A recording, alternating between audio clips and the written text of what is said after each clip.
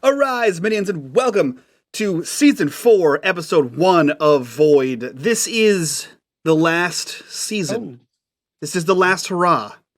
This episode is called The Last Dance. What could that mean? Who the hell knows? Least of all me, mostly Dot. That being said, if you guys like what we do here, and you want to support the channel, and you want to see more cool things, and you want to actually see KP's face, that's actually bonus content that you can see over on our Patreon. Link for that down below. While you're down there, join us on the Discord, be a part of the conversation, be a part of the community, and as always, you'll see the bottom right-hand corner, the corruption bar. That bar serves two purposes. One is when that bar fills, Dot gets rid of the hell she wants to us. It's almost always terrible. And two, every single dollar that goes into that jar goes back to these wonderful, amazing faces that you see here before you.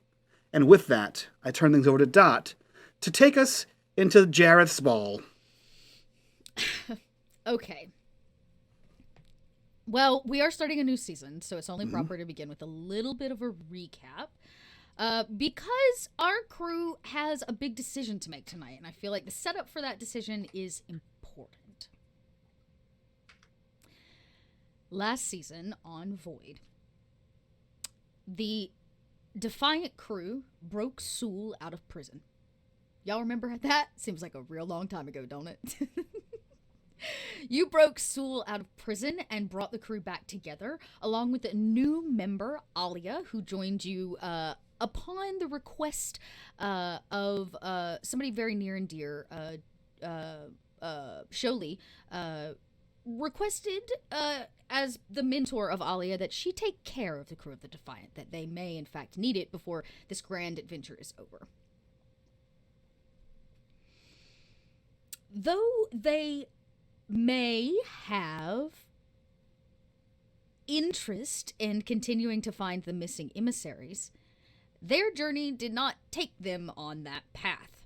In fact, they were requested from the tail end after some shenanigans with some junk in space.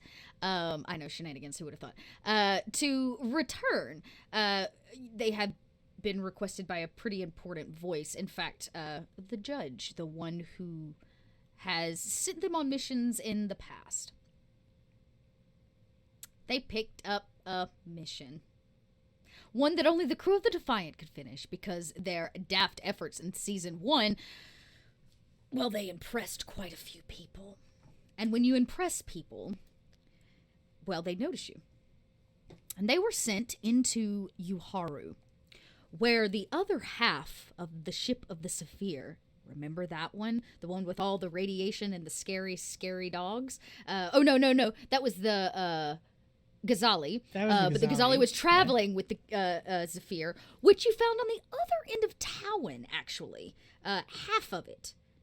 A year later, the other half comes spitting out in Uhara, flying straight across the system and landing, as a consortium believes, on the dark side of a moon on one of these planets.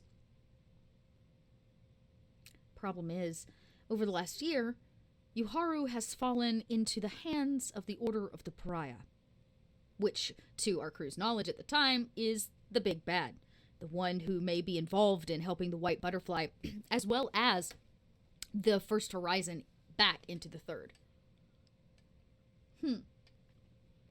Now, our crew goes to retrieve this disc, and what they learn along the way is that is in fact not true.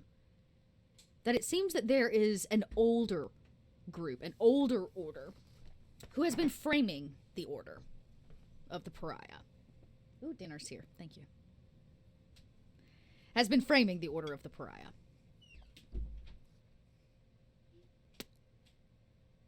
But they retrieve the disc.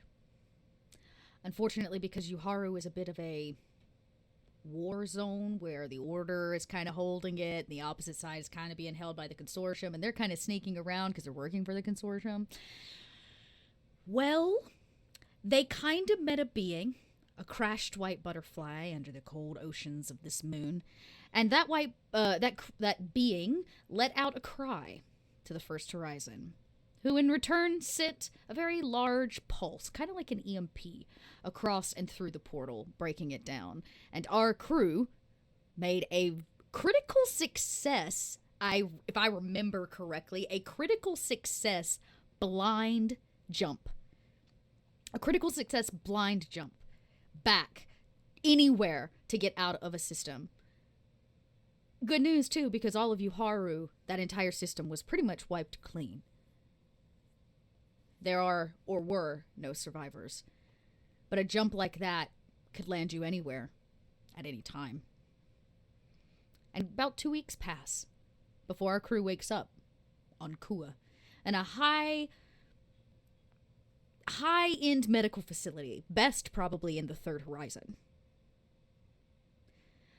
Unfortunately, high medical care, the damage done to the vessel, and the fact Tamir's kind of hiding some tech in his head. Kinda. Hiding some really important tech in his head. The crew is going to have to make a decision. A patron. The crew of the Defiant has seen and done what nobody else has. Whether they want to call themselves heroes or not, they are being honored as such today on our premiere episode. 3 patrons are very interested in them. The Consortium would love to continue to hire them to do research and assure that the Consortium stays on the forefront knowledge of whatever is going on. And they, in fact, know the most, considering the fact they have the blue disc now. In addition, some other faces came around. Head of the fighter pilots or fleet for the Third Horizon, who hinted at the fact that she may also work for the Asterban. It's fine. Cough, cough. She might just kind of cough be working for the bad guy. It's fine. As Mike said backstage, they're kind of the SS of the Third Horizon. Kind of? Kind of. And they might kind of be being funded kind of by the military fleet that she runs. Kind of. And then, of course, the final offer, the most obscure and maybe even poignant, is the one that offered safety for Tamir. The kind of tech Tamir has in his head shouldn't be had. At least not legally, anyways. And even though Aurora is hiding deep down in there, if they have the chance, they will find her and learn everything there is to know. But this group, they're free agents. They are a guild more than anything, of very, very wealthy merchants who seek artifacts and knowledge, information. So they have to make a choice, all of which have requested an answer to their patronage at tonight's big extravaganza. Now, Kua, for those of you that don't know, is kind of a swampy planet, except for the area around what is known as the monolith. It is a building that is so large that you can see it from space. You can actually see it jutting up and into the atmosphere. It's massive. I actually have a side perspective view of it that is so telling. It's here in Roll20. Do I have y'all on that page? I do. I don't. I do. I don't. There you go. There to the right, you can see how big it is in comparison to the city below. Now, the monolith itself was not built by our hands. It was left here and has been repurposed by us as most of the artifacts in the Third Horizon. But it is the hustle and bustle if you are not on Coriolis. If you are of the upper crust and elite, you probably live here. A lot of law jurisdiction takes place here, and, well, the highest medical facility, the highest quality medical care in all of the Third Horizon will be found here. And all of you are way up at the top in a private suite. You've been given your own private, living quarters that share this common area space. It's cleaner than you, even after showering on the Defiant. It is, It is pristine. The furniture is made of some material you could just wipe a spill off of. Minimal plant life and flowers, but it overlooks, or so you think, a series of windows, a beautiful landscape that absolutely could not be inside of this building, like a koi pond and a bunch of other things, which you know is probably an illusion of some kind or projection. You have roughly about 8 hours before you all need to be called to dress and to dinner. Or you will be picked up anyways. I'll start off before anything else, inspecting the room to see if she can find anything that would be monitoring them. Tal is paranoid. We've been over this. Okay, that's really interesting. So that would probably be infiltration to like find other things, but I would also give you, what is it, an observation? Observation? Is that a perspective? What is it? I can't remember. Let me pull my character sheet up. Oh, it's been a whole week. My brain. Observation? It is observation. I'll take observation or infiltration. You'll get different information for both. I don't have infiltration, so I'm going to have to take observation. Let's do it then. Okay. You look around, you pick up the small pieces maybe of furniture, vases, lamps around. You don't see any bugged devices. This place seems clean to your knowledge. Yeah.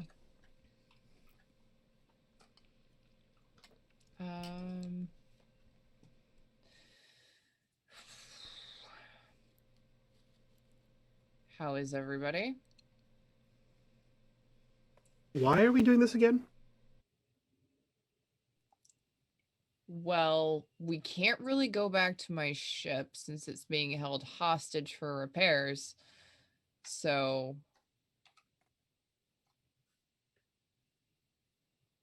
would you rather go find somewhere else to stay? I mean, we flew it through a portal with broken parts because it got eaten by space vampires, so I'm pretty sure we could steal it back.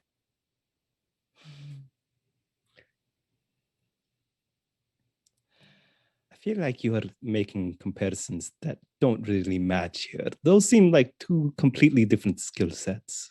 No. We flew through a broken portal, got eaten by space vampires, we stole random metal, and basically glued it to the ship and jumped back through a portal. I'm pretty sure we can steal it from here. I don't... Do you know... Well, you know... Welding is kind of like gluing pieces of metal together. Yeah. That we stole from a mining facility. So I'm pretty sure if we could fight space vampires and like barely welded metal in the vacuum of space, I'm pretty sure we could steal it from a couple of idiots with guns. I believe one of those like idiots is an entire dozen. hegemon full of fighter pilots. When isn't someone trying to gun for us? Gosh! You hear Lamara's voice from a room behind you. She goes, "We're on TV!" Oh, no. And probably because of that, I don't think we can just go without being noticed, even from this building. Like, Malik looks incredulously at Alia, who he only recently learned was a criminal. Okay. Yeah, I'm sure we couldn't be unseen. Then you hear it again. Oh my gosh! She's gonna keep... Look. And she runs into the room. She has definitely made herself at home. She is wearing a white cushy bathrobe that she probably found here. She's wearing little matching slippers that are far too big for her feet because they're like a one-size-fits-all kind of a thing. And she goes, look. And she reaches up on the wall and kind of slides her hand and a HUD comes down. And it's playing whatever was in this other room she was in. And she points and goes, look. And all of your faces are on the morning news. Identified by name. And the woman behind the desk is talking about tonight's festivities should be of significance, considering the fact that the Consortium is quickly losing power here in the Third Horizon. And she's kind of talking political stuff. She says, but in lieu of dark times, we have faces like these. And she gestures to empty space where, of course, all your faces are projected. And Lamar goes, that's me. Tal just turns into Tamir's chest and like hides her head, groaning like, no. And she goes, oh, this is the best part. This is what they were talking about. And the woman goes, and tonight we'll get to learn so much more about our fair adventurers. In fact, they are to be interviewed by the biggest and best of the news. They'll be personally escorted throughout the evening by Charity. And the camera pans over and you see this woman with big hair, big personality. She wears velvet because she can. And she is well put together, and she holds the mic, and she is already smiling when the camera gets to her. There is not even a missed beat. And she says, thank you so much. It's me, Charity, and tonight's ball is gonna be one of a kind. And she says, I can't wait to spend more time with these adventurers, to hear about what it's like in the vastness of space outside the walls of us here on Kua and in Coriolis. If you've got questions, make sure to use the hashtag questions.us. Which is funny because you can't use a dot in hashtag. And we'll make sure to answer. Horizon. Yeah, and we'll make sure. I wish Dot couldn't use hashtags.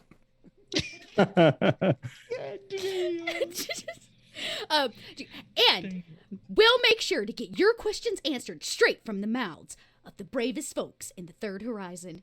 Charity signing off. Tamir has his arms covering Tal's ears. Just and you see Lamar go, I love Charity's talk show. She always asks the best questions. We're going to be interviewed by her? Live? I'm nervous. Malik has sunken into what I assume to be a very plush armchair. And you never saw him take it out, but he has out his tablet and he's just scrolling. And anyone close enough can see that he typed in his own name and he's just scrolling through the Spoogle results of his name. And he's like, fuck.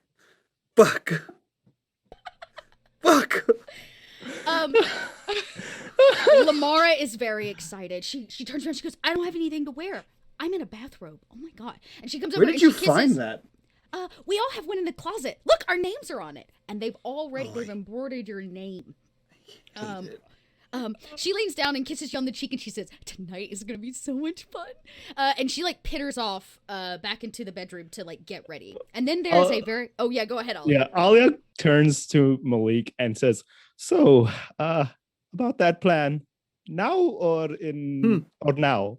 Yeah, You see? hear it very muffled. I second this idea.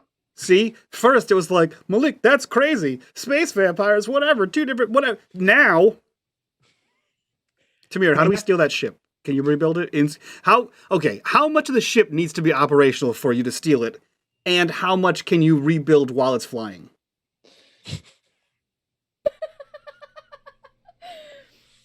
Just because I've met an icon does not mean I am an icon. But I feel like if the cockpit is sealed and the reactor is connected to the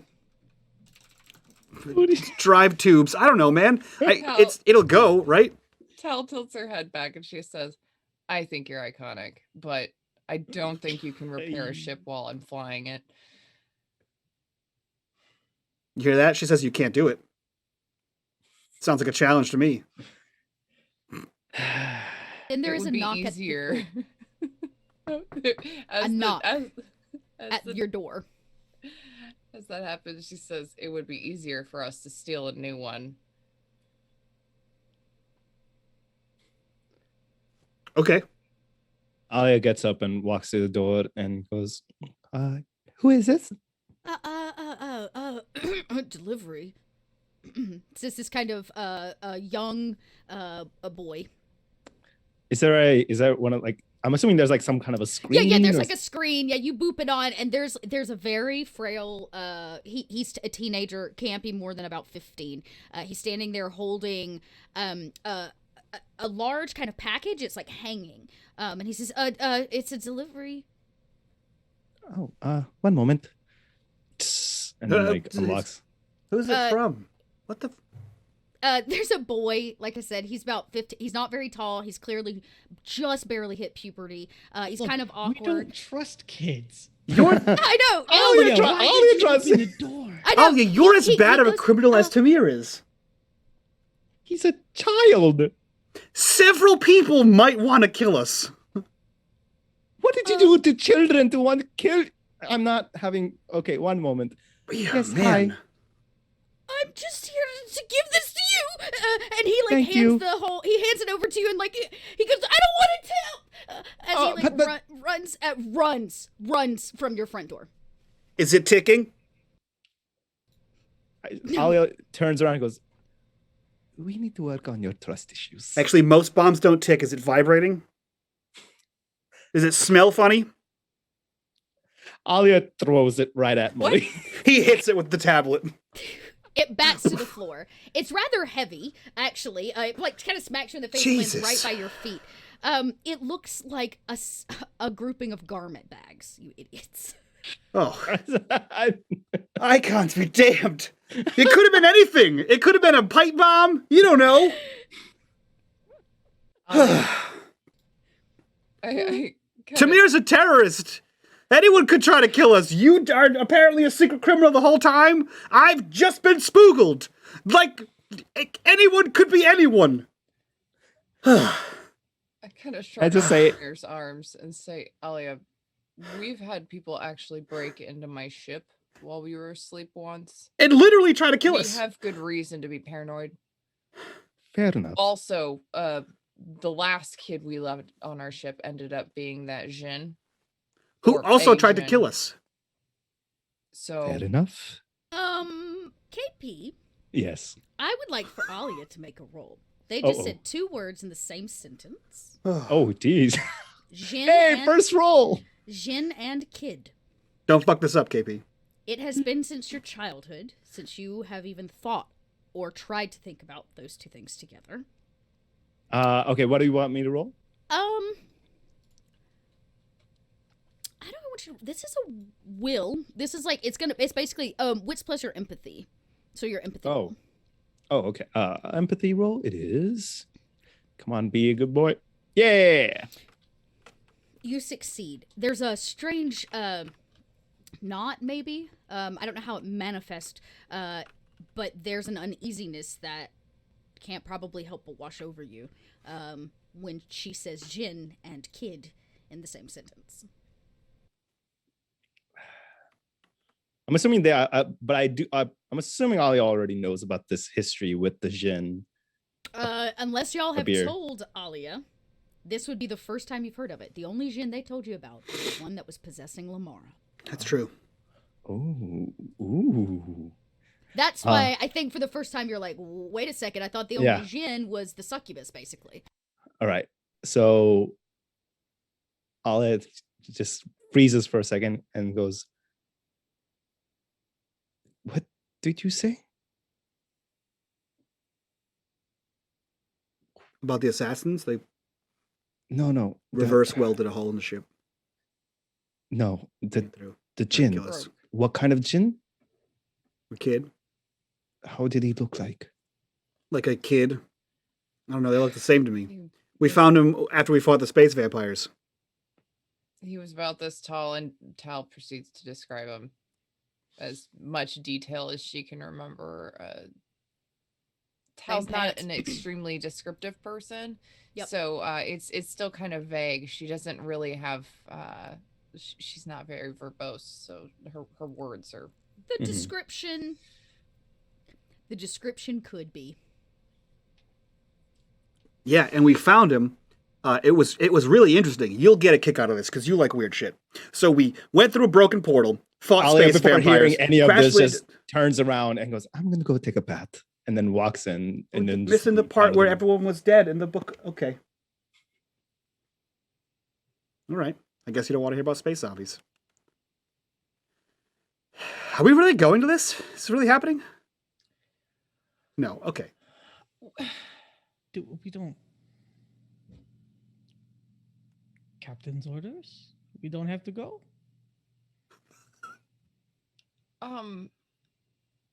I would really not like to go, but I would also really not like the entire horizon to know my name, but that's not something that's happening today, so great. I don't know how to get out of this. How do you people? I vote we steal a ship. Like you said, it'd be easier to steal a ship, and I agree. Like we could do that. It would be easy to steal a ship. I said it would be easier to steal a ship than it would be to steal my ship and repair it while flying. I agree. We could steal a ship. And he like points to Tamir. You would know that your ship should be done today. Final repairs will be done today on your vessel. You were told that. There's an absolute vote of confidence in the we could steal a ship. Well, then, I mean, if my ship's supposed to be done today, then I mean, we could just pick up my ship and leave. I could just imagine like you're holding Tamir and you just feel a concerned shrug of like, we could steal a ship. That's like, you fuckers. That's a talk for later. You wanted a banquet? I planned feelings. a banquet, and now you're gonna go fucking steal shit. We said, Dot, it would be a fun episode if we had a ball, and she said, no problem, and then she gave it to us, and we were like, ooh, we don't want that ball. That ball is yucky. I wanted a private ball for just the 5 of us, and then this is too much. This is too much ball, and I don't want that much. Oh, God. Oh, my God. Poor Dot. I have no feelings either way. I have shenanigans in store regardless. It scares me more. I said I just wanted a reason to dress up. Somebody could have gotten married that wasn't Talon Tamir. Still a good reason to dress up. We can all dress up and have a good time. It's not as good as this one. It's true. Charity would not be invited to the wedding. Charity's not invited anywhere ever again. Yeah, Charity should be locked up somewhere. We thought the last news person you put on was awful. This person's worse. Okay, then you hear it. God, oh no. Yeah. Hey, Paul, welcome in. Then you hear it again, Lamara, for the 3rd time. Oh my God! Look. Are you gonna keep doing that? Yes, she runs in. She's very clearly was in the tub and is now like dripping and has suds, and she's wrapped in like a the same robe. And Anime she swipes bubbles. the TV on and she goes, look. It's Charity. Once again. Guess who's getting a private tour of your vessel? Oh my fucking God, no. Dot, you evil person. She's like... This is what we get for corruption. Thanks, chat.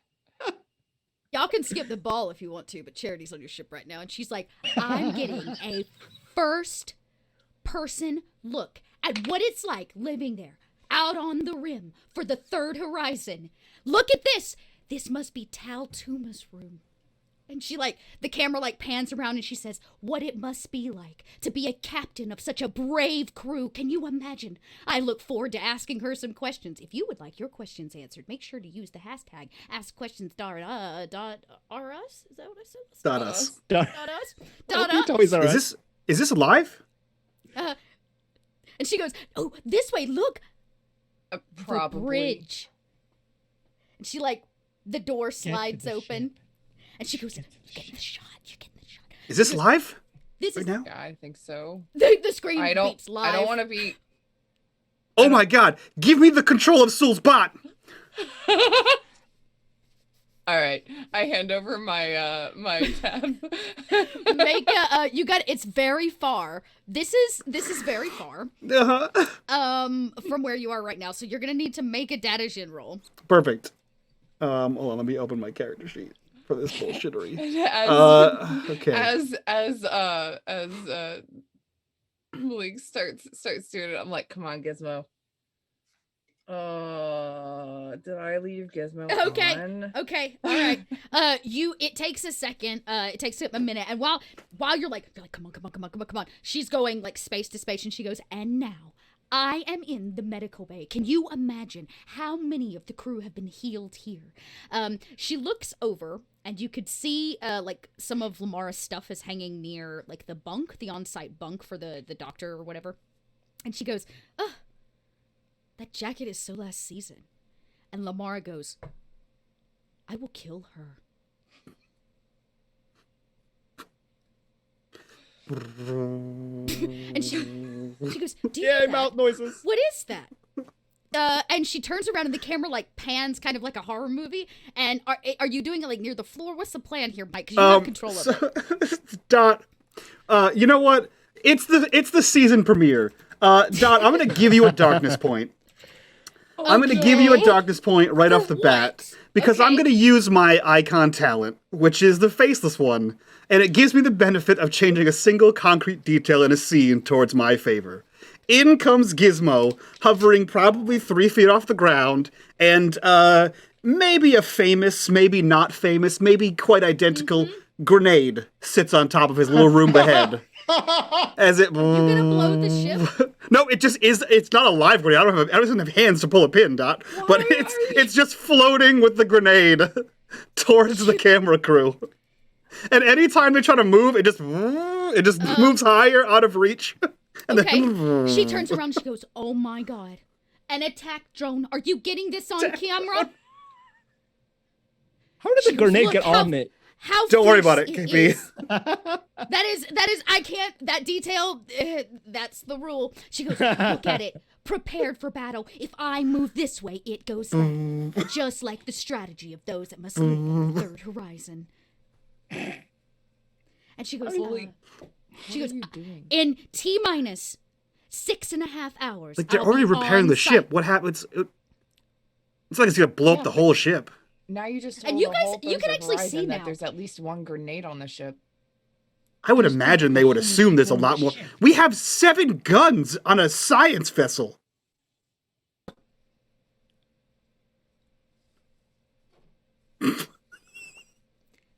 The ship, maybe if you can get past her droning voice that just keeps talking about this attack drone and how we're smart past it of now. a ploy is, all of you see behind her, and you can see everything looks brand new. It looks exactly like your ship, except everything's brand new. It's of course like missing a lot of the personal effects and things that probably burned up, but they've replaced everything. Shiny metal, it's clean.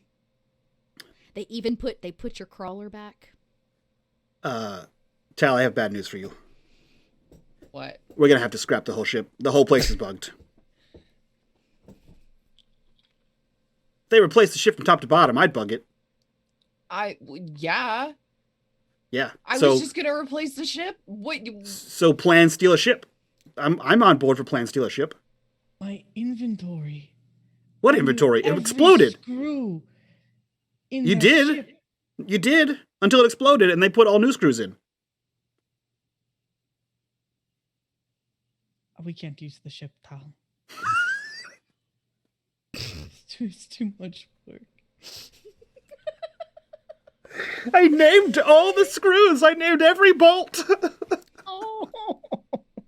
So sad. That's what I said. It's not even the same ship anymore. They replaced everything. This is the second most emotional scene with Tamir. It's when he realizes the ship has been replaced. I Lamar did goes- say that, Well, right? We don't have to technically replace the whole ship. So one of the things that I learned, while I was doing that really cool, while all of you were in coma, I learned that one of the things that sometimes that they do to reset people with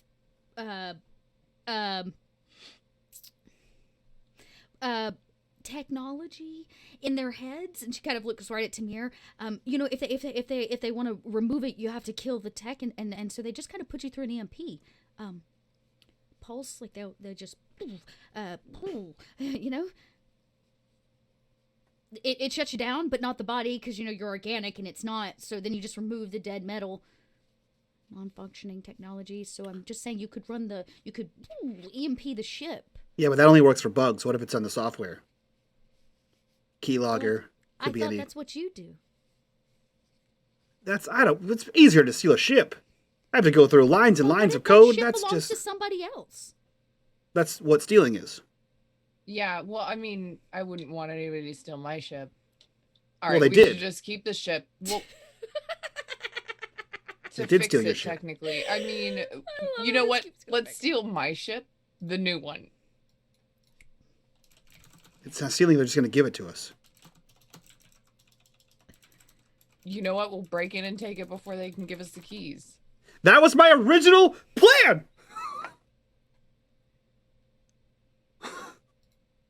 Why is it a good idea now?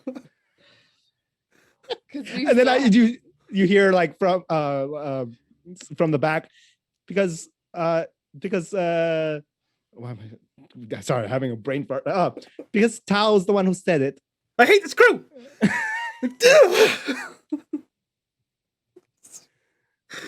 Maddening! And you see Alia come out, and I think this might be the first time you see her out of her robes, and she's like wearing like one of the bathrobes. Is it her size? They would have had multiple sizes, you know. Okay. And here's the thing: none of y'all checked the package that was sent to you. That's just lying on the floor. No. But Alia, it's very clear to you that they made this robe to fit you, which means somebody has sized you up. Mm-hmm. The same thing, like Lamara's robe with her name on it fits her. Mm-hmm. I mean, it makes sense. They rebuilt our entire bodies. They should know how big we are.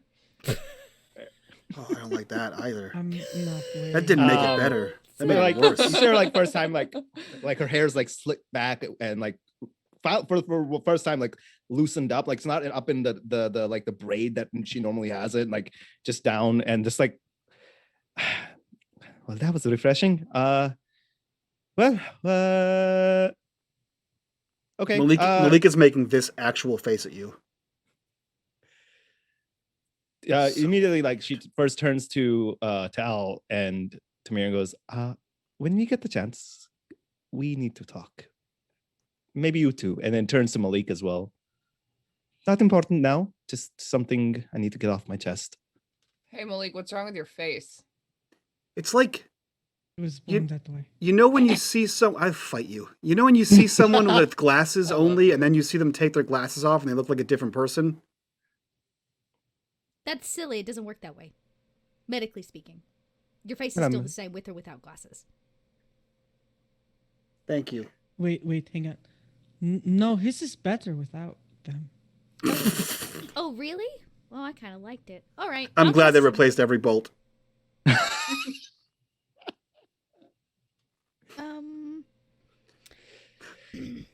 Then there is another I hope your bed is just too soft. at the door. You're a dick. Room service. Don't answer the...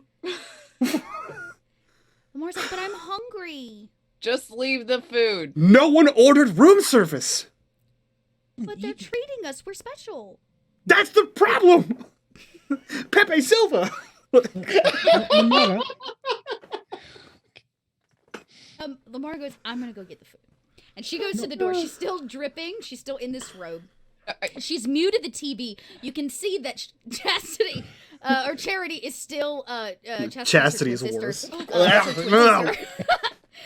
Charity is Both are like, terrible. trying to get past Gizmo, who's definitely like not letting her pass. You can tell the camera guy's trying to like help her. It's kind of weird. They keep trying to go around. They're in the medical bay, so they keep trying to like go around the table. It's a disaster. Lamara mutes it. She goes to the door. There's a cart there with a bunch of like cloches and stuff on it. And she pulls the cart in and removes the cloche to reveal a vast array of very tasty foods.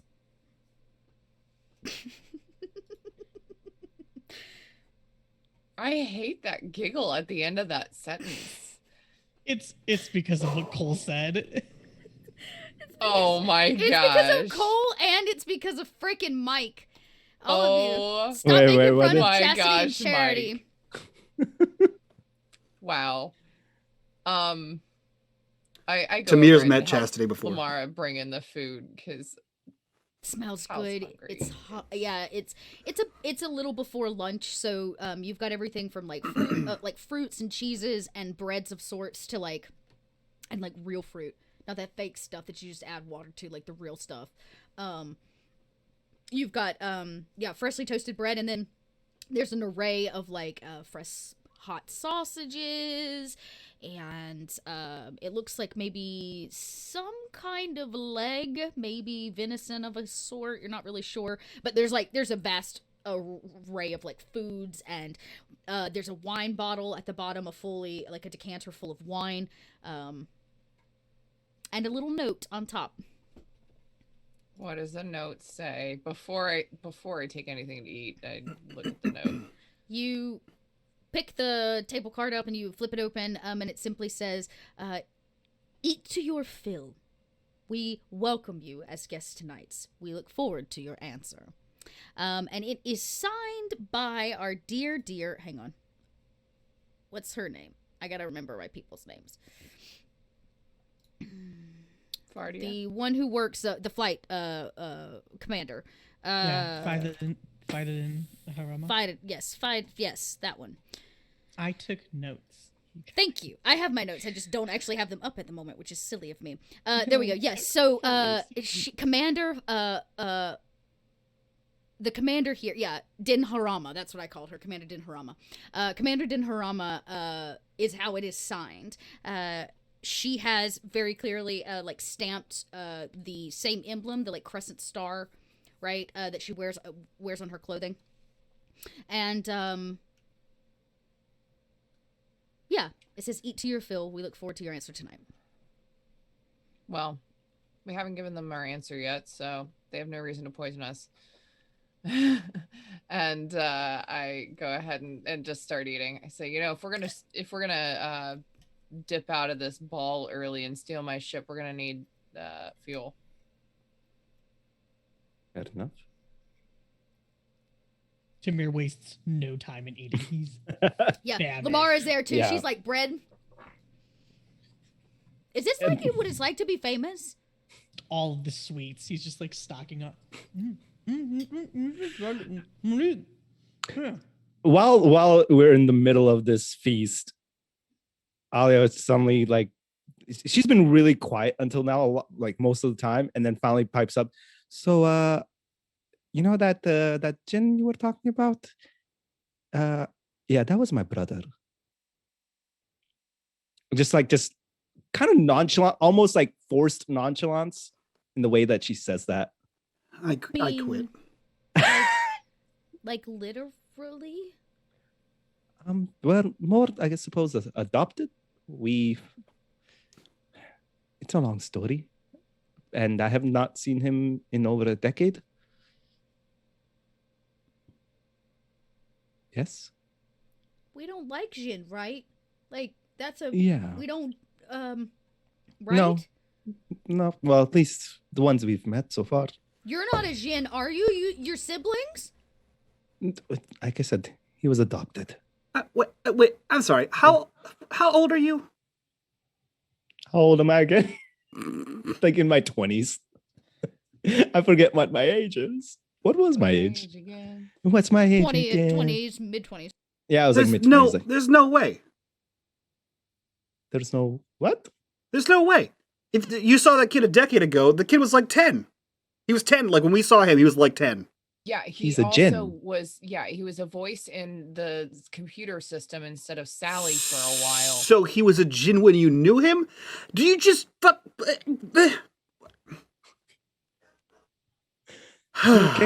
Technically, he was a Jin when we knew him too. That was the problem. I just assumed he became a Jin. Never mind. How what, Malik? How many Jin do you know? And he just continues to talk over her. Do you just casually know Jin all the time? You've met two of them as well, so it's been feels like we're in the same boat. Great. Yeah, it wasn't very great. I was the one who had to seal it. Well, not Surely was the one who sealed him in front of him. Well. We just found him walking around with corpses and shit. Well, I don't know how he got there. I don't even know where he's at now. Do you know where he is? No, we let him loose on Coriolis. You let I mean, to be fair, he stole our ship and then tried to kill us. And then he said, I won't kill you if you bring me to Coriolis. And we're like, well, we like not being dead, so. That's the short story. That was the first time Tal went, yeah, that's right. And then you just see Alia just kind of lean back and then just start eating. She's like basically thinking, that's just one, it just never ends. It's like one thing after the other, just adding on of things to do. Well, do you have any other Jinn siblings that we should know about before we try to fight them? Because first you dropped that Samina was your sister, and then you dropped that the Jinn kid was your brother. So, like, do you have an assassin for a dad? Is Sul your dad? What other secrets are you hiding, I don't Alia? think Sul was old enough to be... I don't know how it works. Alia, like, for the first time, just like, I don't know. I'm sorry, my entire family is such a nuisance, and gets up and just like, hey, they keep trying to kill us, Alia! Malik. Everyone that we know from his family has tried to kill us. Tal throws the random piece of bread that she was eating at Malik and follows Alia out. How am I the bad? His sister stabbed you. Her. That's very right. Her sister stabbed you. Thank you.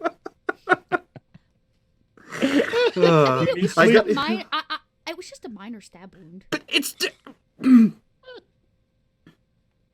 just a minor flesh wound. How am I the bad guy, Tabir? All of his family tries to kill us. Malik, I think the point is that none of us are the bad guys. And he just sinks back into the couch again, and you see him pull out like a tube of wire, and he's snaking it towards the door. And he's slowly using his 50 feet of fibroscope to just monitor the door. Tamir's big foot is just gonna step on the very end of it. Come on! I take back what I said about the bolts. I want to know if someone's coming. We'll figure it out when they come. Everybody keeps knocking. And everyone keeps opening the damn door. That's not. It's really easy to hide explosives. It's just Lamora. He looks at you for a second. He's so goddamn paranoid. He's so wired. It's hilarious. I don't like any of this. What choice do we have? You know we can't go and steal a ship. Steal a ship, run. Blaze of Glory. We have eyes everywhere. If we are bugged, they still know where we're at. It's not going to matter. I don't understand what's wrong. I don't want to be in the spotlight. looks at the both of you with a deadpan stare. I don't like the spotlight. Well, sometimes things happen that we don't like, Malik. And you know what? This is the first time in what? Like a year? A whole year that any of us have been able to just sit down and be appreciated for doing all of this stuff, for having a djinn living in my body, and you going to a junk planet to have to live, and Tal and Sul and Alia and everybody's done so, and Tamir and everybody has done so much stuff. Yeah.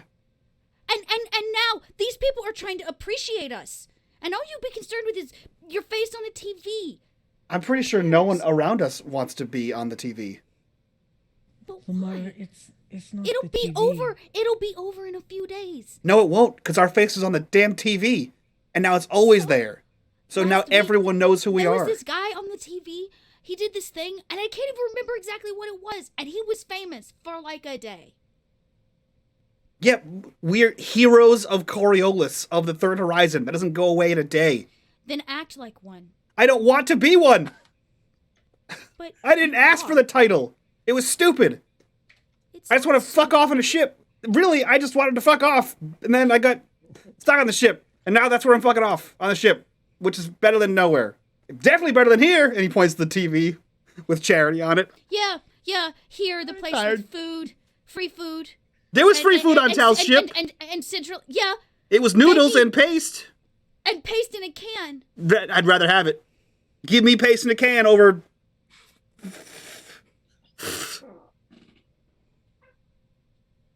Fine. Fine. Fine. Fine. Get off my cord. Oh, my bad. I'm sorry. And he starts to push it towards the door again. I don't understand. Stupid. Why? TV. Why does Spoogle my everything name. This is dumb. Not everything is bad. Lamara looks right at Tamir when she says that. I miss my Sometimes. apartment. Yeah. Do you miss your junk planet too? And your girlfriend in a jar? And she walks off. That's what got you out of the jar. Nope. Nope. No. No. Whatever. And she snatches the clothing bag up and she says, you know, if any of you are interested, they bought us something to wear. And she sorts through and grabs hers and slops all of y'all's on the floor. She walks into her bedroom and she can't slam the door, but she zits it shut. If you quietly stand there with that lamb any longer, I swear to God, I'm going to shove it in your mouth. What? Say what you're going to say. Say it. You need to work on your communication. Oh, I hate you. I hate you so much. Eat your stupid lamb. It's really good. Stupid. Fucking lammy and ass.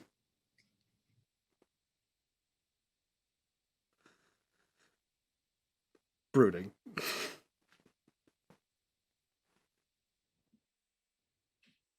Guessing the camera cuts to Tal and Alia as the brothers sit in silence listening to Tamir munch on a lamb chop, literally. Like lamb kebabs.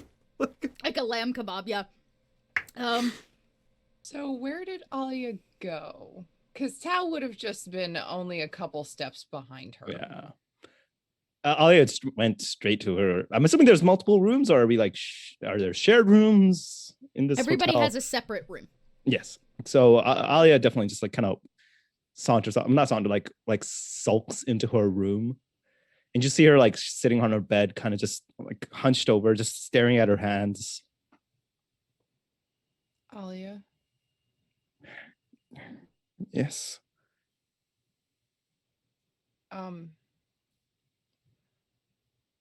So I know you're normally the one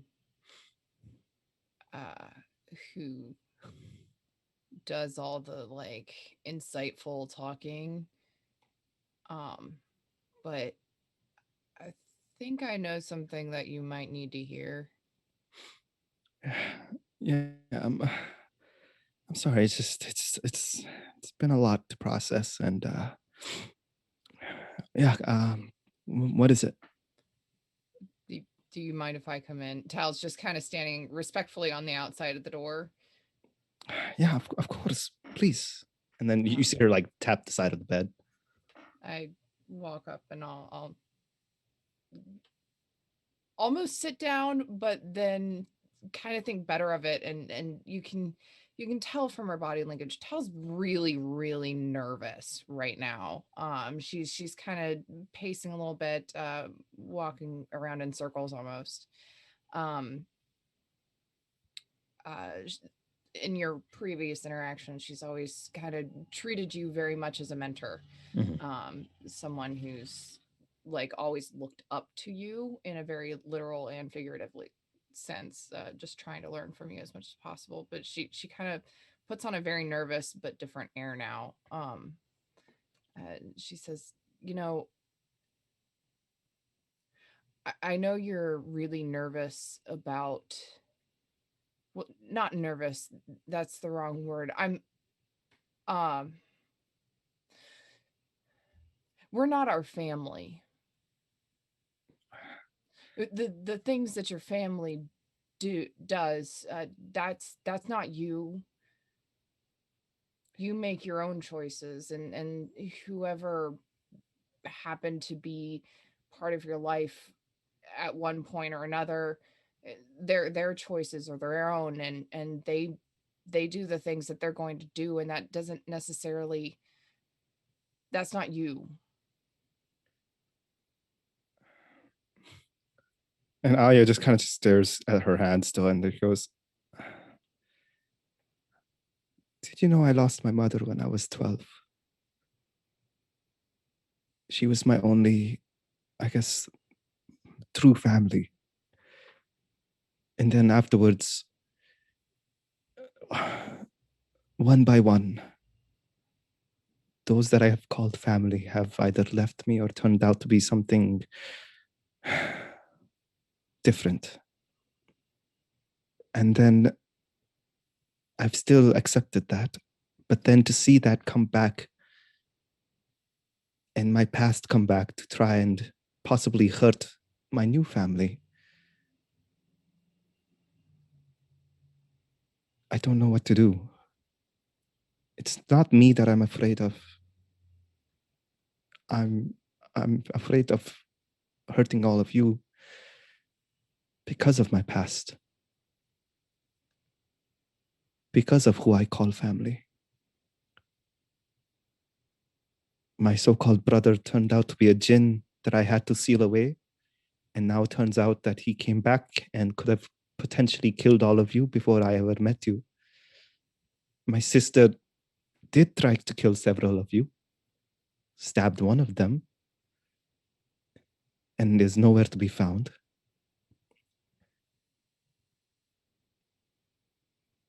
So it seems I don't know if who I can place my trust in, whether my trust is worth anything.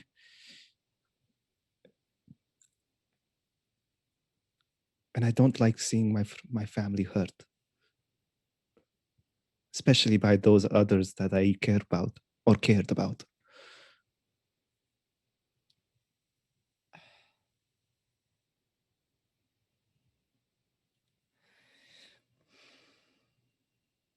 There's once again, you can't control other people. Being responsible for something that somebody else does that's no way to live. You can only control how you respond to it. And sometimes you can't even control that. Look at me every time we go into the market. I'm a wreck if Tamir's not next to me. It's unfortunately part of your past, but that doesn't mean that you have to stay there.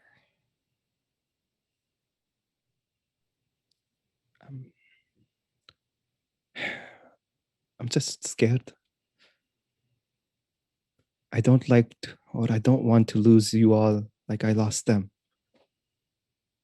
And hearing how that was almost a possibility scared me. But you're right. There's nothing I could have done. And none of it is, I guess, truly my fault, but I'm still scared. Tal finally sits down next to you and kind of puts her hand between you, palm up, to kind of offer hers, and says, "You know,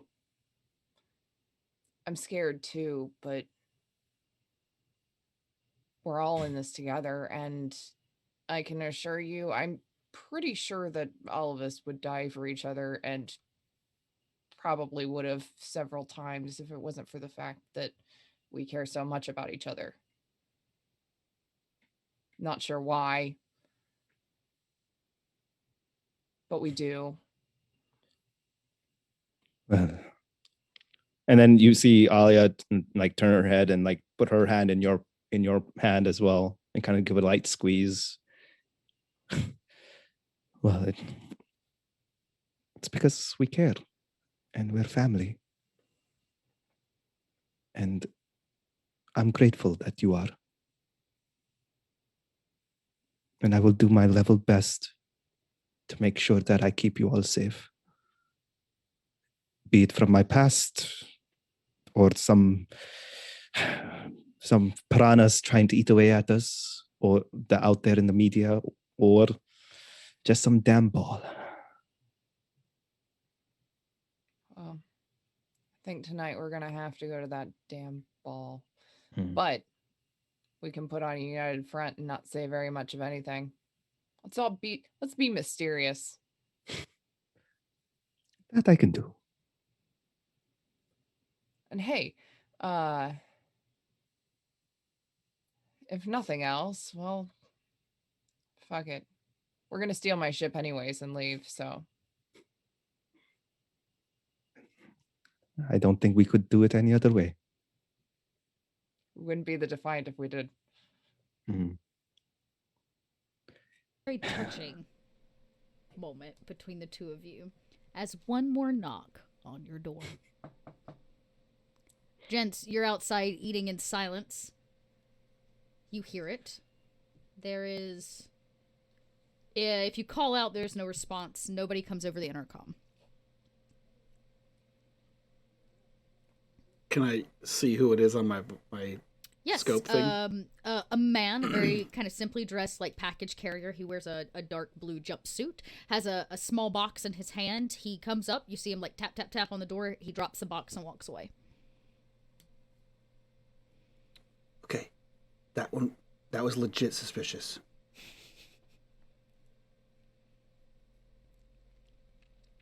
Mir will go to the door and just like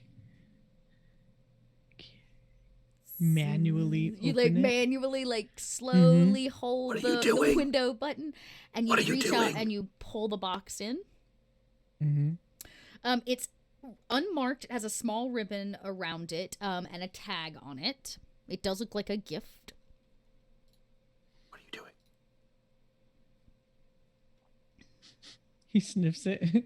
Like, does he smell any like chemical ingredients that would? No, you don't. In fact, Okay.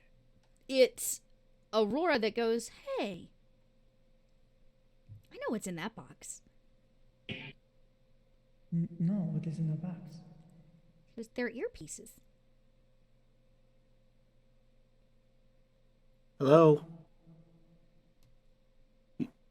You doing that thing again?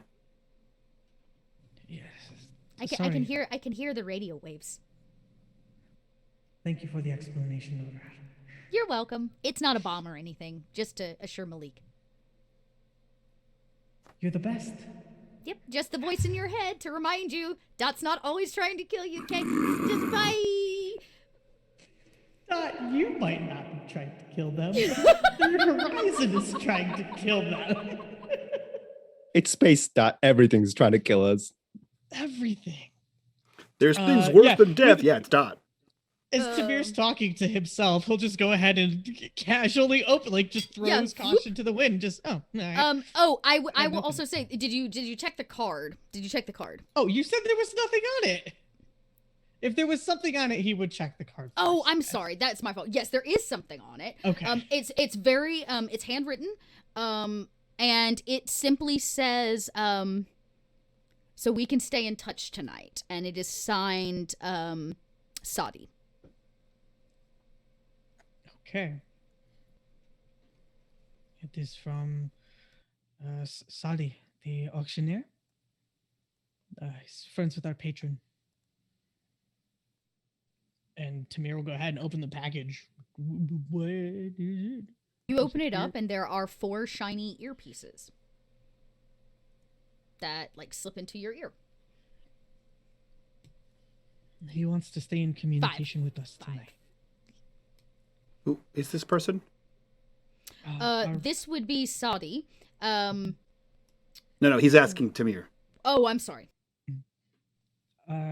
He's a friend of our patrons.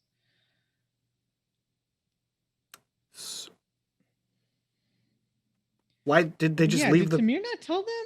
No. You went to go tell Malik? You went to go... you told Tal. You told Tal. Tal.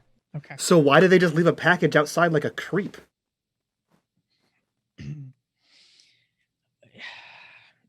Sadi is...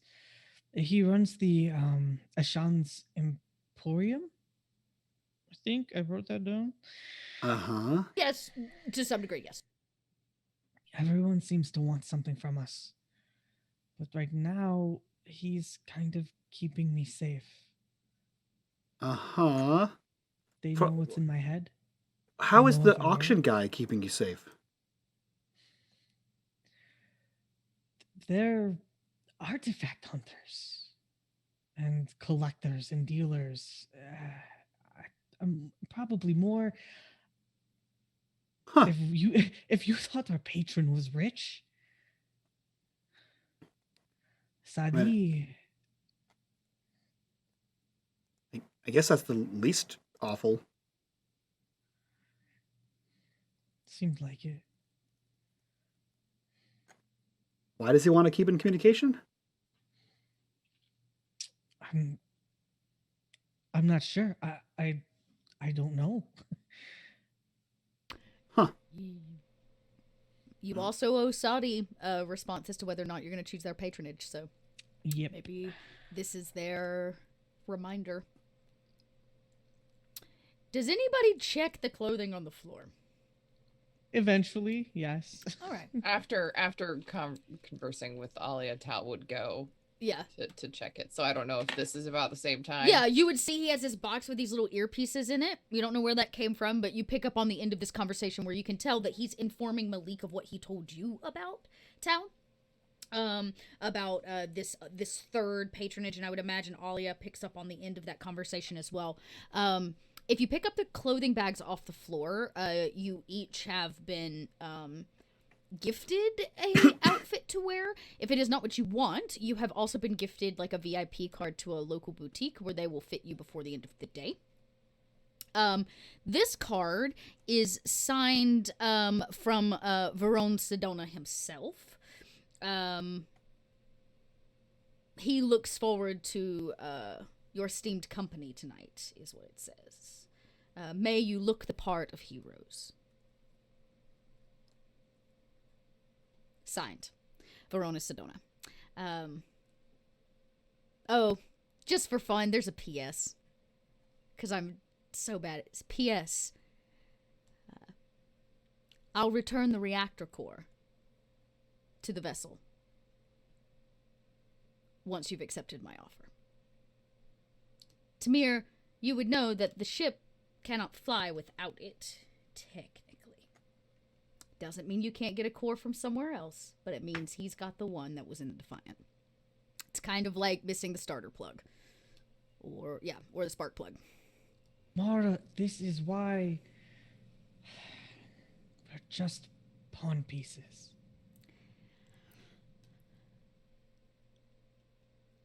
All of you have been gifted very fine clothing, probably the finest clothing you've had in a long, long time. And some time is going to pass as 3 hours or so. Maybe you eat some, y'all can nap some, you can go shopping if you want to. You would note that there are 4 guards outside of your door. They are there for your protection. Who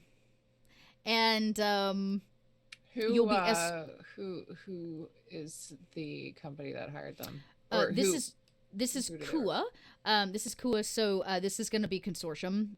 These are Consortium guards, proper adjudicators that probably work here. You've got 4 of them. If anybody tries to go anywhere, they will escort you. And about 3 or 4 hours' time, Lamara emerges from her bedroom.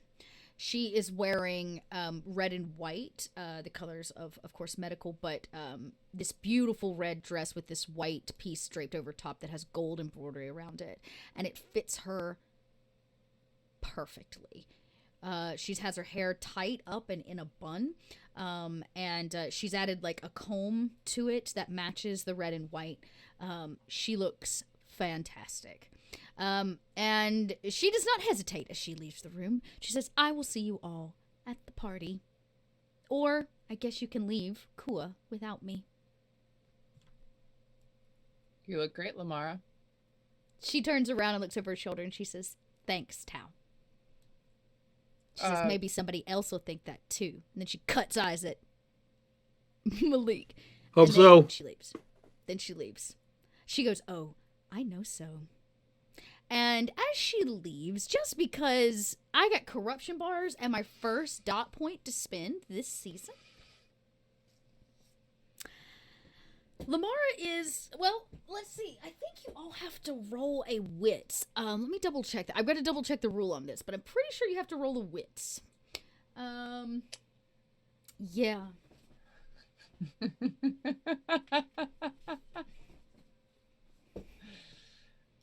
Oh, I love this feature so much. This is going to be one of those things. I'm going to have to look it up. I wonder if it's in the appendix. Probably.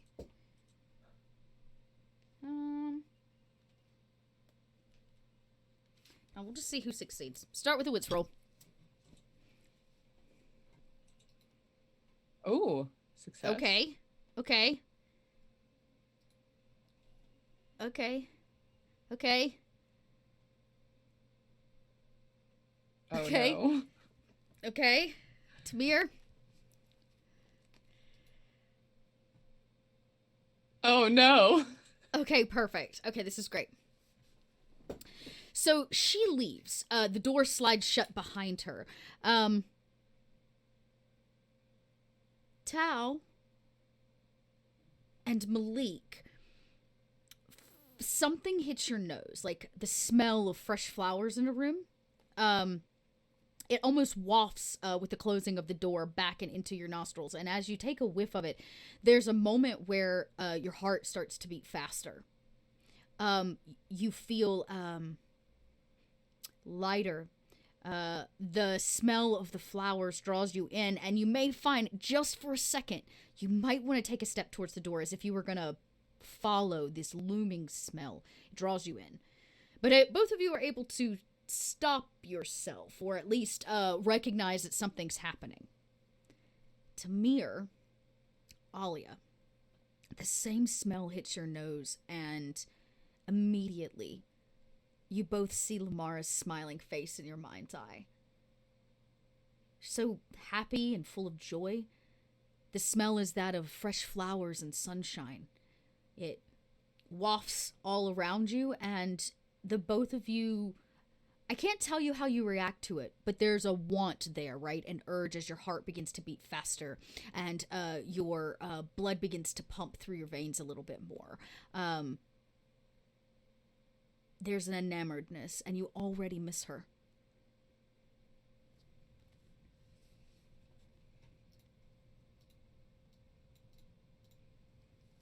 Maybe we should hurry and follow Lamara. Make sure she's okay. You mean with the armed guard? Yeah? You don't know who she's going to talk to? KP, you're muted. Alia's gonna go and grab that dress without talking and just go straight to her room. and just The hell's happening? What the fuck? no. Tal, are we not? Are we going to the? What the? Well, Are we we need going to go, to the but ball we now? need to get ready. I think Lamara can take care of herself. Thank you. And Tamir, you should get dressed. I'm going to grab my bag and go to my room. What the fuck is happening? And you get dressed. You're left. I think you're in Yep. trouble. Oh, wait, Tamir. I don't... You better go. Yeah. Yeah, what? Better go. Go. You just gotta look. Yeah, look that she wants to not be anywhere around. Did I do I don't know. How would I know? That's the look I get all the How would you time. know? You're terrible at this. Yeah. He'll Yeah. grab his bag and kind of like, You better apologize. how am I supposed to apologize for something I don't know what I did? Just say you're sorry for upsetting her or something. I don't know how it works. That doesn't Order work that flowers. way. Here, You hold can't on. be Order it. They'll bring it room service or whatever. Just hit go. pick the colors. I don't know what she likes.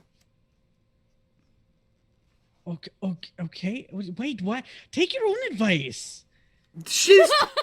I broke her out of a mental hospital. She'll fucking figure it out, man. I don't even know what's up and down with her half the time.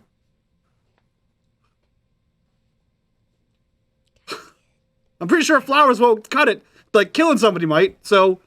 a little bit complicated. Yeah. Pretty sure she killed a guy. Order the flowers. We'll discuss the murder later. That is the not first really- you are hearing of that. Yeah. Listen, we all have secrets, and he, like, taps his head. Now, order the flowers. You know,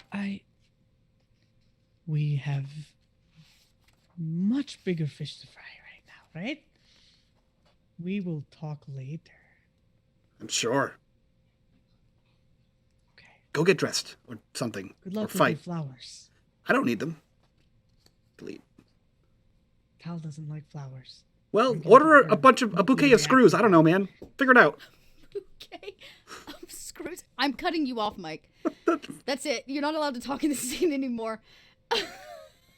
I'm surprised you let it go that long, Dot. I tried. That I was a really thought first. you'd wrap it up, but that's no. I'm taking this scene. Dot, back. we can go forever. Don't let Joey and I talk. The conversation is cut short as Tamir pitters off to try to go figure out what's up with Tao. And again, time passes. We maybe see a series of images and montages. Everybody gets dressed, showering, and then makeup if anybody wears any, hair going up, pins, zippers, boots, shiny things, face washing, teeth brushing, the whole 9 yards. As everyone gets prepared for tonight's festivities. You only have about 2 hours. Does everybody wear their earpiece? Tamir will, yes.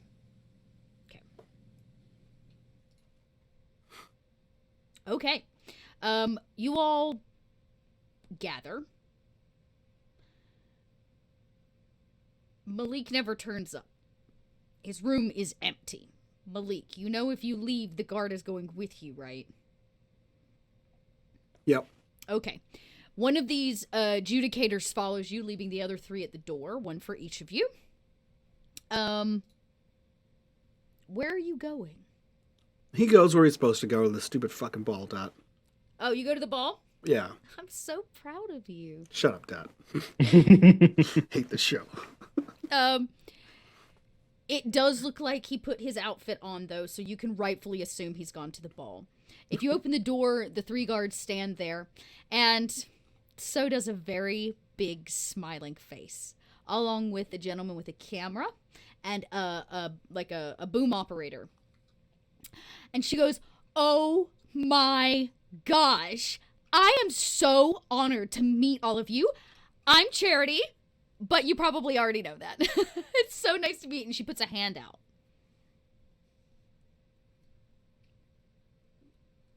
Alia just awkwardly stares. Yeah, I think everybody's just staring at her like, No, okay, I understand. Sometimes I had a few people and they don't like to be touched. That's all right. She says, "Now on to more important business. The broadcast starts in T-minus 20 minutes. We're going to go live and walk all the way there. We'll make sure to get the grand entrance as well as the opening speech. And I want to introduce you to a few people. And let's not forget, we're going to have questions from the audience. I've got those all lined up. You've got those lined up. There's like a woman who's like vigorously writing on a data pad who's clearly her assistant. excuse me, I have a question. Yes. Tal is currently wearing a very green and gold outfit, but it's actually kind of more muted, a little bit daring in green, not traditional color for fancy garb, but very, very good with her hair. She says, "Do we have to Do what? this?" If by this, you mean the interview, yes. If by this you mean the ball, I have a duty to drop you off. And she kind of gestures to the three gentlemen. They're escorting us. Great. That's what I thought. Cool. She goes, it really is an honor. Let me guess. Tal Tuma. You got it. And you're Alia. And you're one of the brothers. Samir. The glasses gave it away. Okay, where's everybody else?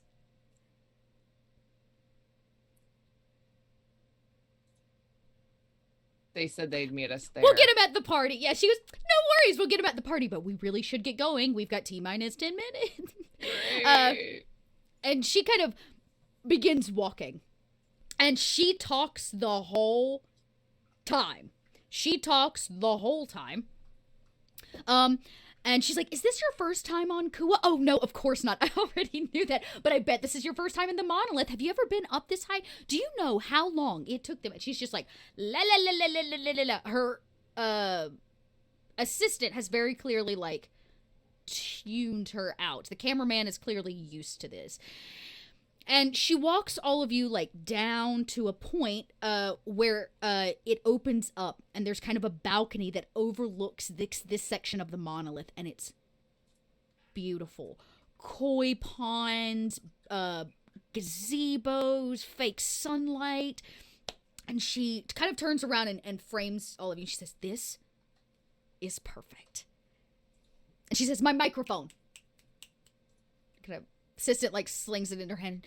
She already feels better, very clear. And she goes, okay, are you ready? No. Wonderful. And you can see her, she like gets ready with the mic in her hand. The cameraman gives the,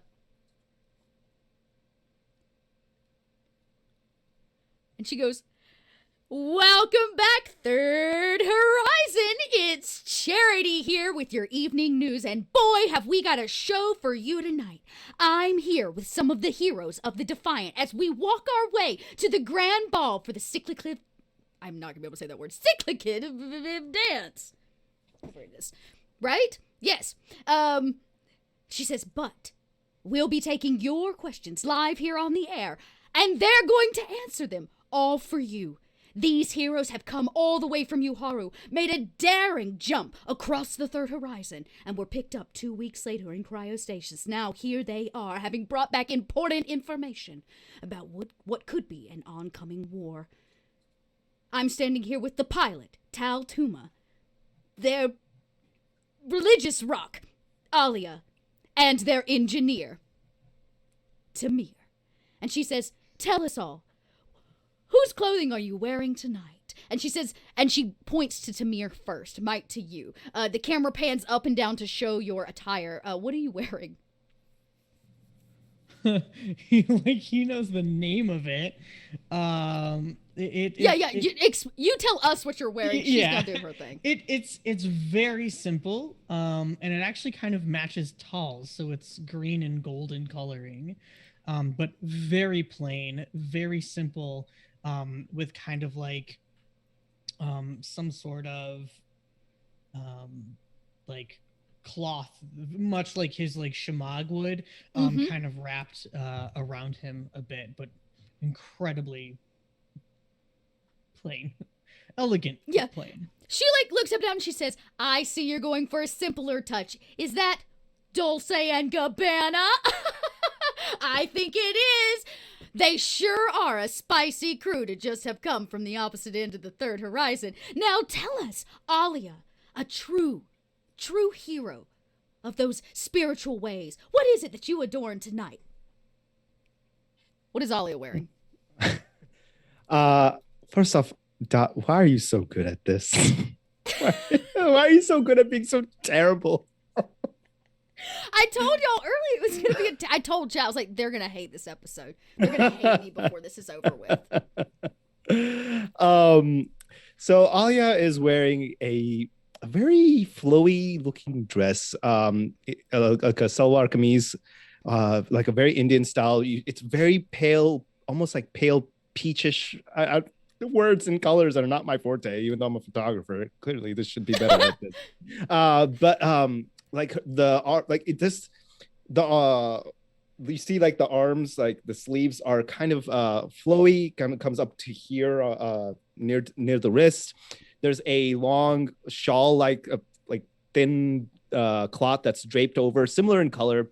And you see like this gold pattern that comes across the chest, down and across the waist, a little bit on like underneath the skirt. You see like pants, not pants. Is that the right word? Anyways, something like similar, same and similar material and color, and it just goes down to the design. And then she's wearing a like high heels for the first time, or maybe not the first time, but at least the first time the crew has seen it. But clearly, she doesn't. So like she doesn't seem like she's out of it. Like she knows how to walk in these, which is a first for everybody. And the camera hits the heels and like comes back up, getting the full picture, and she says, because she's like holding the mic up, you're a tall woman and she's a rather petite lady, and she says, you look great. Who needs baby when you've got boo-boo? Can I say that again? Yes. And she's really just hyping herself up. I guess boo-boo is the line of the boo-boo is the line of the season.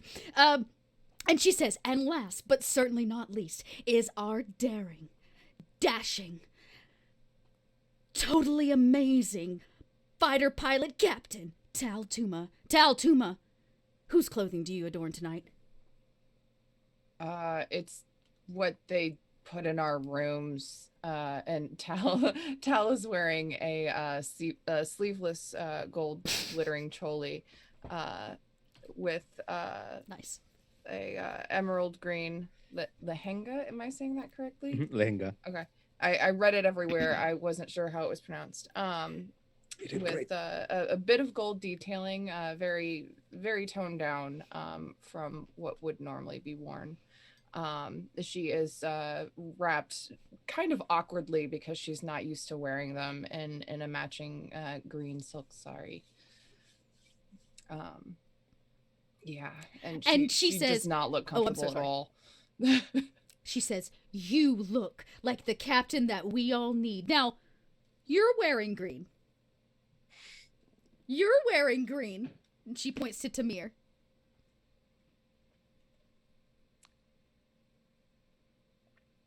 His hand is already, like, this whole time has been holding onto hers. Like, very, like, discreetly. Yeah. I'm so sorry. I'm so tickled by this right now. And she goes, oh, love in the third horizon. From the other side of the darkness, is there anything, third horizon, that is more inspiring than pure love? And the camera, like, zooms in on y'all's hands. Tal's hand is, like, white-knuckled gripping Tamir's. It probably hurts. She's pretty strong. And she says, now that we've been introduced to part of our crew, let's make our way through this area all the way down. Now, let's not forget, we've got political leaders, fashion gurus, and spiritual people from all over the third horizon. And boy, does Charity have a show for you, because it's time for the charity case. Thank you, Mike. And she looks right at the camera. Someone please vomit on her. Don't drag me into this, Dot. She says, tonight on the charity, and she like loses all, and the camera like zooms in on her face, and she says, tonight on the charity case, we look at the cellar of the third horizon, plagued. I'm trying not to laugh right now. I'm so sorry. It's not funny. I'm just watching all of your faces makes it funny. What's that lady's name that does? I can't remember her name. Somebody please assassinate this reporter. Oh no! Tonight, Still's not here right now. To the cellar, where the people have been plagued by the mysticides.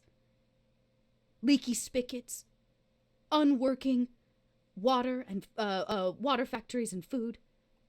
These people sure know what it's like to suffer. Tonight, maybe in the wake of a new year, all of us on Coriolis not just us in the 100s. And you can see it's playing B-roll footage of the cellar. Like one of those cheesy charity ads to like get your pennies for the dollar to like go to Africa and stuff. That's like what this is. Of the icons. Yeah, that's what's playing. God. In the background, and she says, "If you feel like giving tonight, the charity case is on the case. We're taking your donations to support those in need in the cellar. You can call the number below and use the hashtag YourQuestions.us. And we'll make sure to answer those questions and take your burr and put it where it's most needed." And it like plays out, and she like cuts back, and she's like, "Now where were we? Oh, right." And she continues walking. You reach the grand ballroom, and you can see it. There's a red carpet. There are people.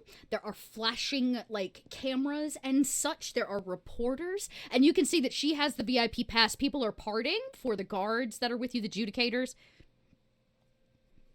But as we reach the red carpet, somebody else is already here. Malik. You said you were going to the ball, right? Oh, yeah, Malik? that's me. Yeah, he's trying to find fucking Lamara. He's trying to find Lamara. Okay. You arrive. I imagine that the camera actually zooms over y'all's shoulder looking down on the ballroom space, and you can see at the door out front is Lamara. She is surrounded by reporters and cameras. She is talking and smiling, and she laughs. There are a few people nearby. Some kids ask for her autograph as you kind of walk up. And as you do, she looks over one of their shoulders and makes direct eye contact at you. And she goes, "Oh, look, some of the rest of the crew." And everybody turns to look at you, Malik. What's on the other side of Lamara? The entrance into the actual ballroom. Like a door? Mm-hmm. Yeah, it's like a Okay. big archway. Yeah, if they all turn, he says nothing, and just like pushes his way paparazzi style through the cameras. And before Lamara has a chance to say anything either awful or sassy, he like plants one on her and then puts an arm around her and walks through the door. She does not see that coming, though know. she does not fight it. The cameras snap a lot of photographs. While this happens publicly, a few men look really sad, and a few of the photographers continue to follow you in, though they maintain their red carpet because they're waiting on the rest of you. And the two of you kind of break into the room. Music is playing. There are fountains full of all kinds of drinks and liquids. There's food tables. And you can see the guard that was with you, of course, is following you. And as you enter, whoever this party planner is, whoever seems to be in charge here goes, "Yes, welcome in." He's a very regal man. He's wearing like a full black and white kind of wrap that very clearly tells you that he is matching all the other catering that is here. He wears white gloves, and he speaks to you from underneath a very thin mustache. Not thin as if it hasn't grown in, but like you know, like one of the little Like Vincent Price mustaches. It's Vincent Price mustache. It's well groomed. It's just thin. And he says, "We have been expecting you, Miss Lamara and Malik. Am I correct?" Yeah, we've been on TV for the last 48 hours.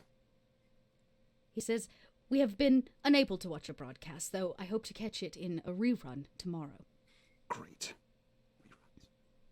And he says, "Your table."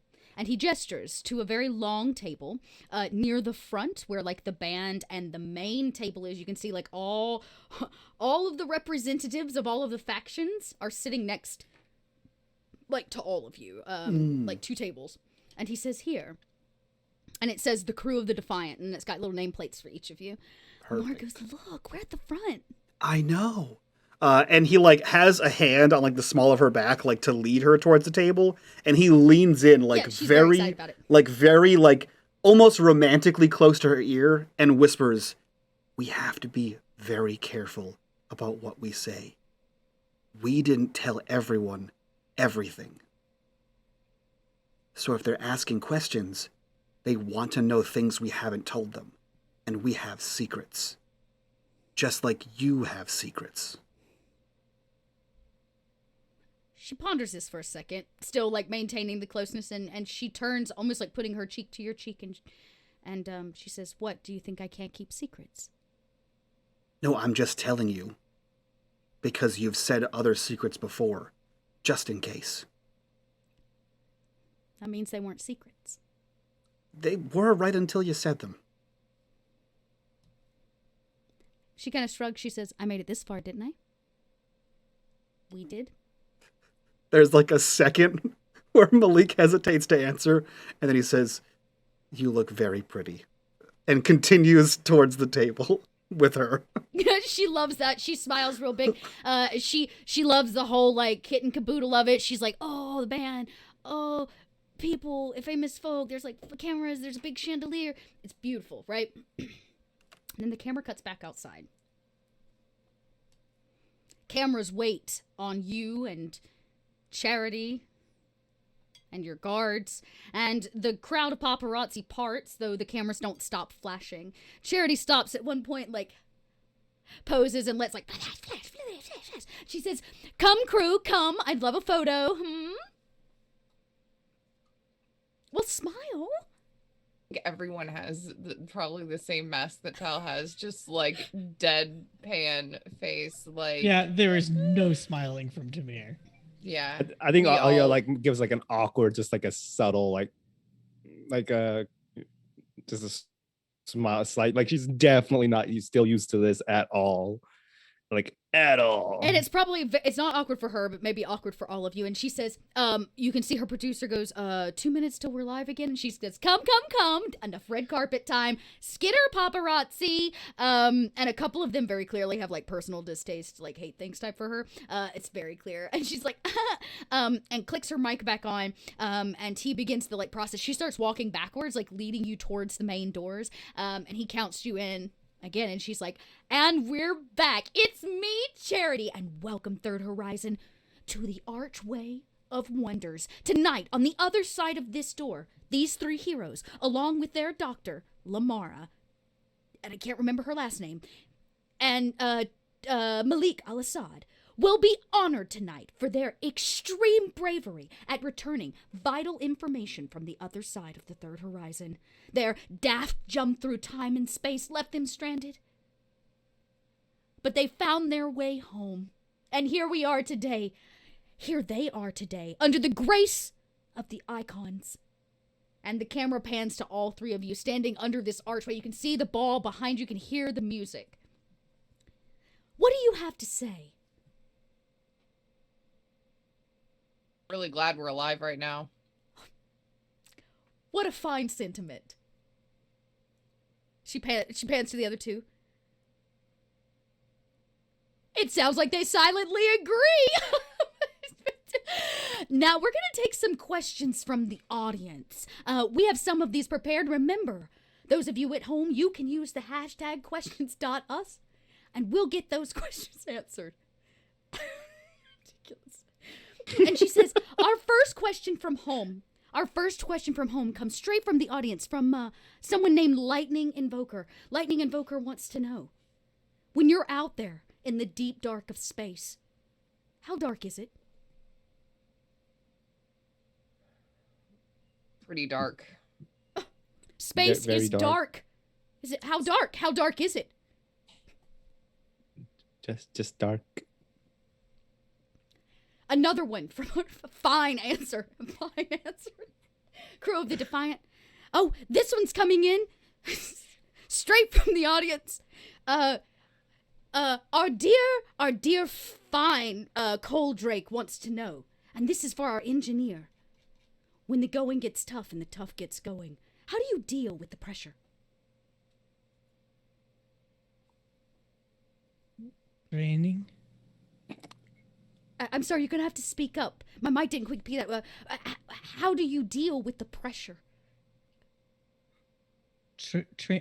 Training. Oh! For all you meatheads out there, it looks like you've got an idol to look up to. Tell us, Tamir. I must know. What does your workout routine look like for those of us at home that want a physique like yours? He's beat red. He's the one that's white-knuckled holding Tal's hand right now. She goes, looks like that's a secret for another day. Listen, all you energy protein companies out there, looks like you got a sponsorship in the making, huh?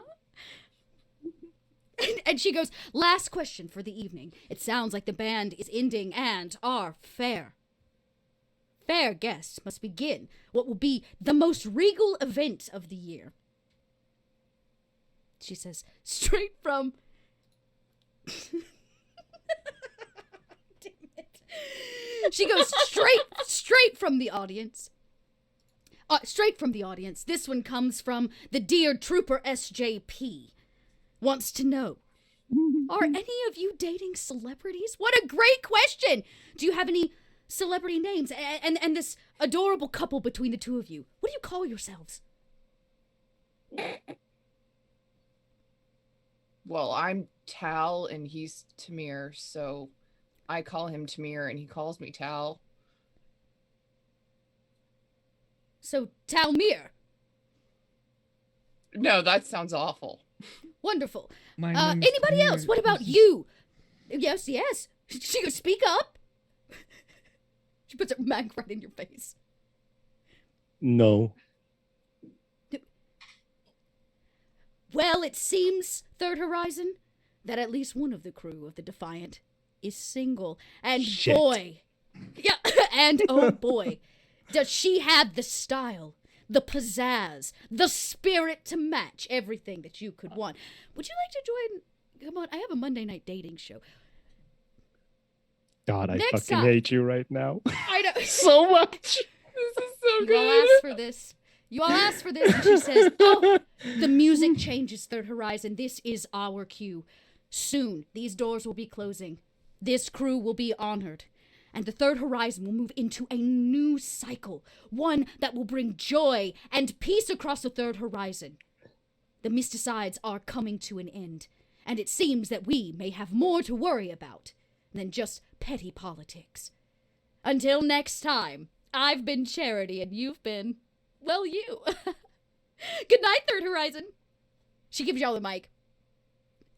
Say good night. Bye. Cut. She says, and she puts the mic down and she says, really? Listen, this is not our forte. We were not prepped or prepared for this. What did you expect? It's fine. We'll edit it all out. It's fine. We'll dub over it. With who? Yeah, no. No. Prefer one take. We'll just add some sound effects and maybe a little music. It'll pizzazz it up. Dot effects. We will add dot effects. Yeah, we'll have some mouth noises. It'll be fine. I really appreciate all of your time, and as much as I'd like to stand here and continue doing whatever it is, I have a seat and a meal and possibly a politician to smooth. Until next time. If you'd like another interview, you let me know. I'd like first dibs. Okay? Yes? All right? Okay, bye-bye. Did she really want another interview after that disaster? She had to have just been nice. There's no way she wants to interview us again. Oh, thank God. We did it, right? Then we're good. We're in the clear. It's all Malik and Hopefully. Lamara. Yeah, if one thing I learned is if you screw something up bad enough, nobody asks you to do it again. Should I have punched her? I would pay money to see that. I'd give some real good burr for that. It's a bit aggressive. I mean, that probably would have maybe. Could have gotten you arrested. What's new? I'm trying to not get us arrested. We should go in. Yeah. Find Malik. He might have already stolen the shit. As you walk in, this same gentleman, hands folded, says, welcome. We've been expecting you. You were almost late. Your table. And he gestures off along the right. This room is massive. It has tons of people. Everybody is dressed to the nines. Photos are being snapped. There's a lot of like chattering and talking and clanking of china. Food, you can smell it in the air. But near the front, there is a table for 5. You can see that Lumara and Malik are already sitting.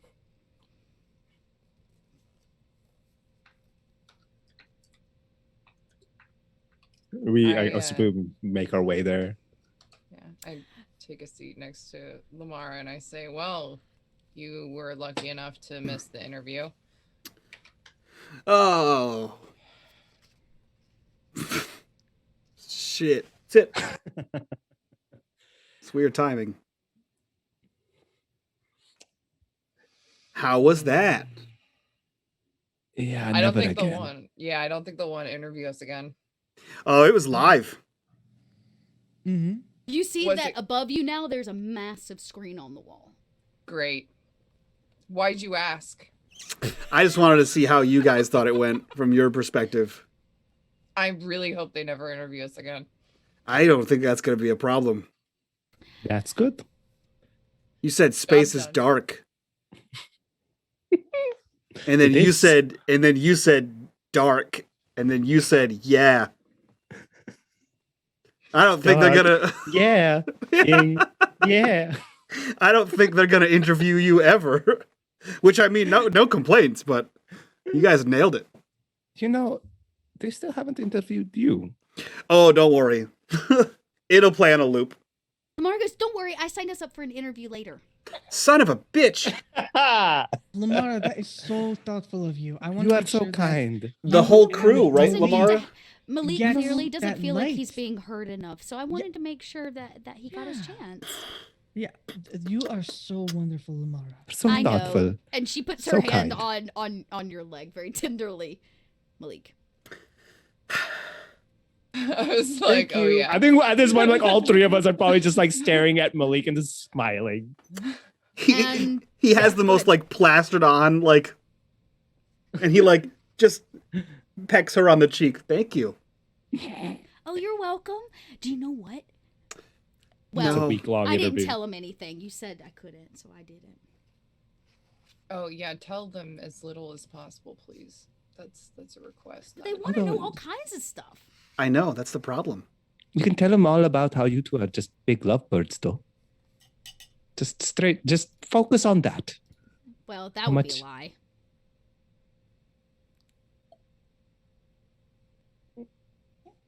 And awkward silence. And about this When's the time, you first hear course? it ting, the music comes down, the lights dim, and like pan over to the stage, and a figure takes the stage to begin to make a speech.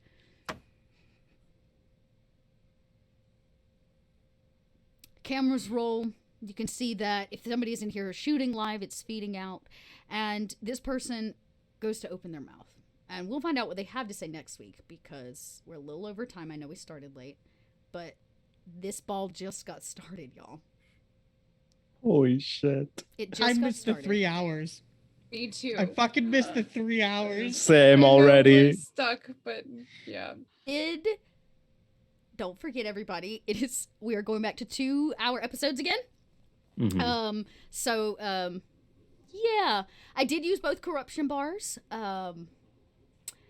I used the first corruption bar to assure that you are being escorted in. I used the second corruption bar to, I did a few things with that second corruption bar, which was plant earpieces and, make Charity worse than she had to be. I don't know how much Thanks, chat. worse she could be. She wasn't supposed to be that bad, but chat really, really wanted it tonight with 2 corruption bars. And I got a dot point. Remember, we started over, so I dumped them all last season to ensure bad things happen, so we did start over. Season 4, we have 1 dot point. It's right here on this piece of paper. Worth it. Did you say you were using that? Not the dot point. I'm gonna hold that. I thought you were using that Worth for the it. Lamara thing. Nope. I used... Oh, no. No, she can just do that when she's feeling real good. That's great. You complimented her, so she felt really good. Well, You're welcome. Plus, you know, I'm gonna have to double check what the actual mechanics are for that, but it should be that They're should be dot interesting. mechanics. Who cares? They're not mechanics. Yeah, screw it. Who gives a Dot made them up. Plus, I don't, you know, pheromones are a weird thing because, like, the last thing I want is, like, I can't tell y'all that you're, like, sexually attracted to her. Like, I'm not going to take that kind of level of ownership of your character away from you. So I can be like, it's like, here's what it smells like. Here's how it makes, like, it makes you feel good. It's kind of exciting. And then what you do with that is entirely on your character. Yeah. But Lamar is walking around, like, just. Is that how it is, Dot? It's exactly what her pheromones look like. Perfect. Well, now that that's going to be gift, this was the first episode of season 4 of Void. This is, again, this is the final season. This is the last you will see the shenanigans of the Defiant in the Third Horizon. Perhaps you'll hear their stories in the future, but who knows? That being said, we're done here. Let's go around, do our introductions, get the hell out of here, and shoot our after show, which if you guys want to get access to that after show and all kinds of other behind-the-scenes exclusives, join us on Patreon, link down below. While you're down there, join us in the Discord. But for now, we'll start with Gnome, who's not paying attention. Who are you? Where can we find you on the internet, and what are you up to? I'm hungry. Perfect. Great. KP, who are you? Where can we find you on the internet, and what are you up to? I'm thirsty. 10 out of 10. Aris, who are you? Where can we find you on the internet, and what are you up to?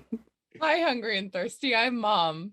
Hi, And- hungry and thirsty, and Mom, I'm and- sweaty. Good night, everybody. We'll see you next week.